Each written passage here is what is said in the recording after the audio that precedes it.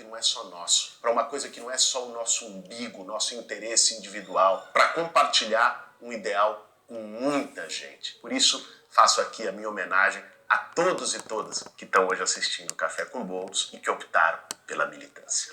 Bom, agora essa é a do Vando. Não é o Vando das calcinhas, é o Vando 183458826. É assim que ele se identifica. Ele ficou absolutamente revoltado com o gráfico que a gente postou dizendo que as crianças no Brasil hoje não fazem 3 refeições por dia. Só que a revolta dele não foi com a situação, foi com a esquerda que está denunciando. Olha o que o Vando respondeu. O que aconteceu com a opinião do fique em casa, a economia a gente vê depois, a conta chegou, hipocrisia. Vamos lá, Vando. É importante responder ele, porque a gente ouve isso de muitos bolsonaristas por aí, fazendo uma caricatura mentirosa do que é que foi a posição da esquerda desde o início da pandemia. Nenhum de nós falou, fique em casa, a economia a gente vê depois. Nós falamos sim, é importante ficar em casa, como estavam recomendando todos os infectologistas, todos os cientistas, para que se pudesse conter a escalada do vírus no período de pico. E exatamente por não ter se feito isso no governo Bolsonaro, nós somamos hoje 620 mil mortos no nosso país, a pior condução do mundo na pandemia. Mas também dissemos, qualquer um que tem um mínimo de honestidade intelectual, basta ir lá e recuperar. Que era preciso combinar o isolamento sanitário com medidas de apoio econômico. Aliás, a única medida de apoio econômico que teve no Brasil, o auxílio emergencial, só aconteceu por pressão da esquerda e da oposição no Congresso Nacional. Quem não se lembra dos famosos R$200, que era o que o Paulo Guedes e o Bolsonaro queriam pagar? Isso depois de serem pressionados. E a gente conseguiu fazer com que isso aumentasse para 600. As políticas de apoio a pequenos comerciantes, microempresários, que tiveram que manter os seus negócios fechados, como? No período mais grave da pandemia, de fato precisava ser assim, mas tinham que ter recebido capital de giro, apoio para pagar os fornecedores, para pagar os funcionários. O programa que o Bolsonaro fez, o Pronamp, é uma tragédia. Não atendeu nem 7% daqueles que precisavam. Ou seja,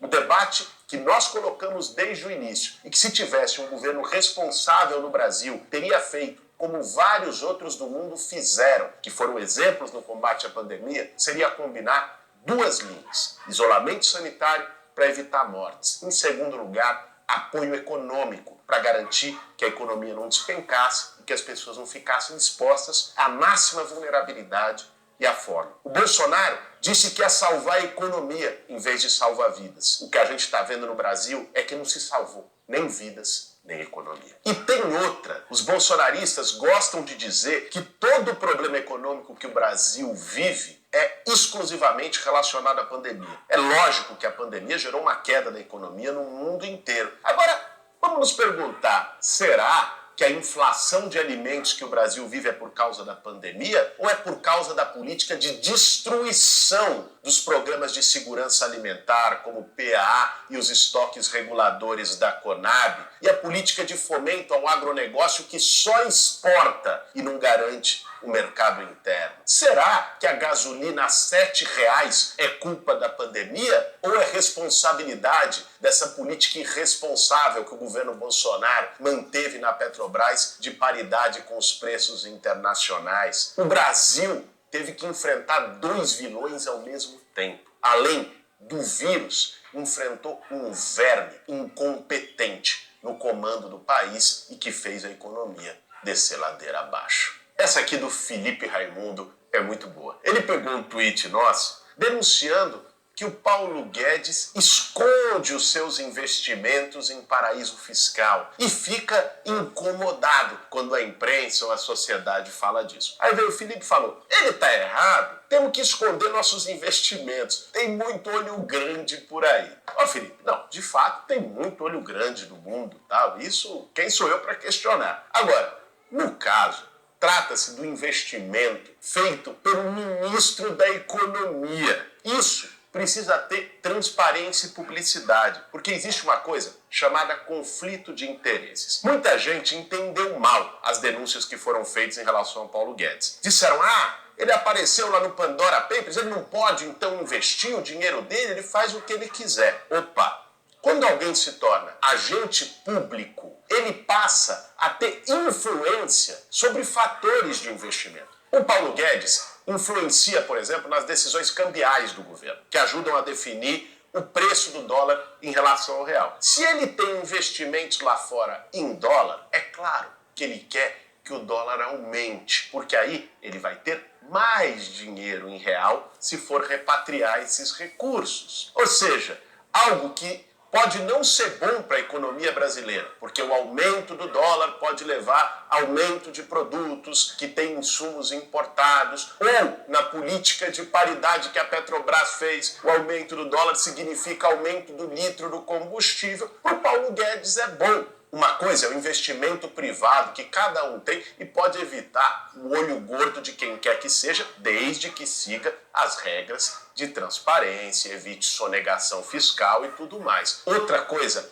bem diferente é o ministro da Economia, com investimento em paraíso fiscal e cheio de conflito de interesse com as decisões de governo. Nós precisamos falar mais e não menos sobre os investimentos obscuros do Paulo Guedes. Bom, e o último tweet de hoje é do engenheiro Valentão. O engenheiro Valentão respondeu a um tweet nosso sobre a mamata do Bolsonaro e da família em Dubai. Olha o que ele disse. Primeira vez que eu concordo com o Boulos. É o fim dos tempos. O engenheiro Valentão parece que ficou chocado e um pouco confuso por ter concordado com a gente. Meu caro engenheiro, eu quero aqui te fazer um convite. Esse não precisa ser o fim dos tempos, pode ser o começo de novos tempos. Você é muito bem recebido do lado de cá. Toda vez que você estiver disposto a criticar miliciano, a criticar farra em Dubai com dinheiro público, da turminha do governo Bolsonaro, você não precisa ter vergonha de concordar com a gente, de concordar comigo, de concordar com a esquerda. Você pode vir para o nosso time que a gente vai te receber de braços abertos, você sendo valentão ou não. Tamo junto. Esse foi mais um Café com Boulos. Para fazer